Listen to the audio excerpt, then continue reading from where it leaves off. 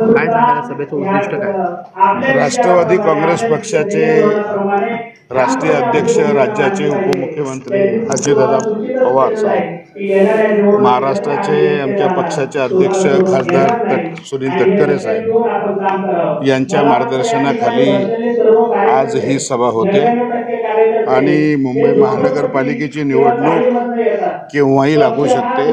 मुंबई शहरामध्ये सर्व राजकीय पक्षांनी महानगरपालिकेच्या निवडणुकीच्या संदर्भामध्ये कामकाज चालू केलेलं आहे आणि राष्ट्रवादी काँग्रेस पक्षाने आज या ठिकाणी घाटकोपर या ठिकाणी मुंबईचा नारळ आम्ही फोडतो आहे। आमची वाढ जी संकल्पना आहे, वाढ पालक, त्याच्या माध्यमातून मुंबईतल्या या 3 जिल्ह्यातल्या 128 वार्डाच्या प्रमुख कार्यकर्त्यांची, नेत्यांची ही सभा आज या ठिकाणी लावलेली आहे। आता जी भाषणं होत आहेत यामध्ये अनेक कार्यकर्त्यांचं असं म्हणणं आहे की कार्यकर्त्यांचा विचार एकदम बरोबर आहे, कारण लोकसभेमध्ये आम्हाला राष्ट्रवादीला मुंबईमध्ये आम्ही मागणी करूनही आम्हाला एकही सीट दिलेलं नाही। आम्ही खूप नाराजी व्यक्त केली होती, परंतु युतीचा धर्म पाळायचा होता, तो पाळला।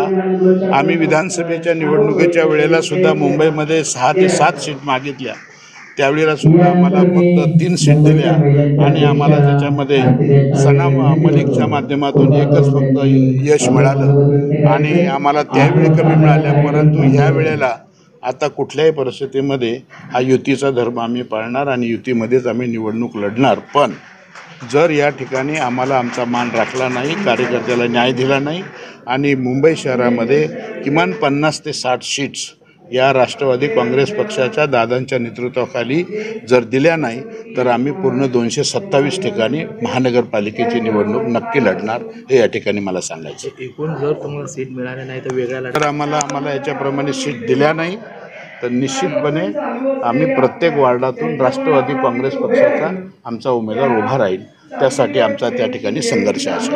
अशी तयारी झालेली आहे? आमची ऑलरेडी तयारी झालेली आहे। ही वार्ड पालक सभा आहे 128 वार्डाची। प्रत्येक वार्डामध्ये बूथची रचना आम्ही तयार केलेली आहे। वार्डामध्ये आमच्या कार्यकर्त्यांनी अनेक कार्यक्रम घेतलेले आहे।